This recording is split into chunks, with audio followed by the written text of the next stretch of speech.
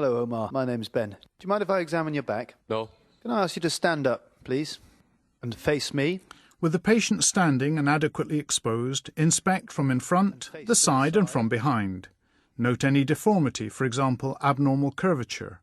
Look for soft tissue abnormalities, such as hairy patch or lipoma, that might overlie a congenital abnormality.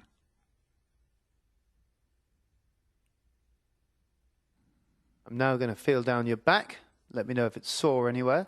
Palpate the midline spinous processes. Note the overall alignment and any focal tenderness. Increased prominence of one or more posterior spinal processes can be due to collapse of the vertebral body anteriorly. The L4-5 interspinous space is at the level of the iliac crest. And again, let me know if it's sore.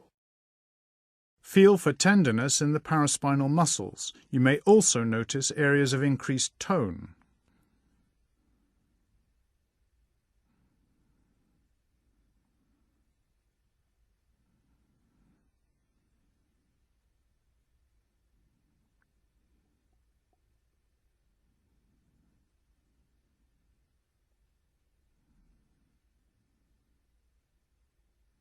Now I'm going to tap over the bottom of your back. Let me know if it's sore. After warning the patient, lightly percuss the spine with your closed fist and note any tenderness. Just sit down on the couch for me and cross your arms. And now I'd like you to look towards me, rotate towards me. With the patient sitting, the pelvis cannot rotate. Look for rotation between the shoulders and the pelvis. Almost all of this occurs in the thoracic spine. Next, flexion, most of which happens in the lumbar spine. I'd like you to keep your legs straight and bend over to touch your toes. Record how far down the legs the patient can reach. And take a step forward. Now, lean back as far as you can. Extension, again mostly lumbar. Normal is 10 to 20 degrees beyond vertical. Now face me. And now I'd like you to go down to the side like that as far as you can. This tests lateral flexion. Ask the patient to reach down each side, touching the outside of the leg as far down as possible, keeping the leg straight. And turn round. When examining forward flexion of the spine, it is difficult to separate this from hip flexion. In Schober's test, we isolate the component in the lumbar spine. Mark the skin in the midline at the level of the dimples of Venus. Use a tape measure to draw two more marks, one 10 centimeters above and one 5 centimeters below the initial mark. We refer to the upper mark as B and the lowest mark as C.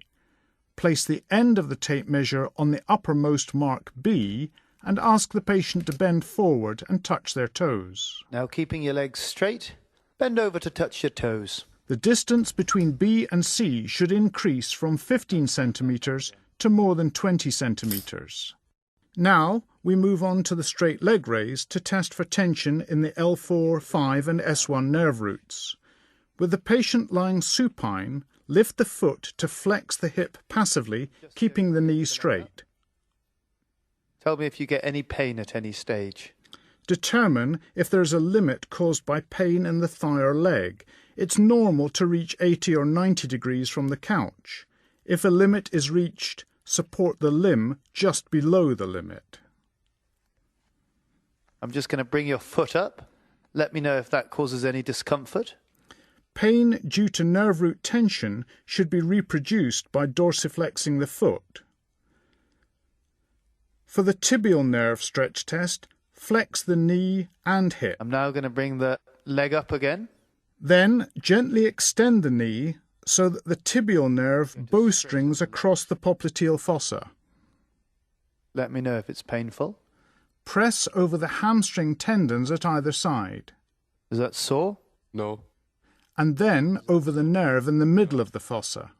The test is positive if pain occurs when the nerve is pressed, but not the hamstring tendons. Now could you roll over onto your front? Lie the patient prone for the femoral nerve stretch test. I'm just going to bring this leg up. Flex the knee and then extend the hip. This stretches the femoral nerve. I'm going to lift this leg. Let me know if there's any pain. A positive test causes pain in the back or front of the thigh. And roll over again.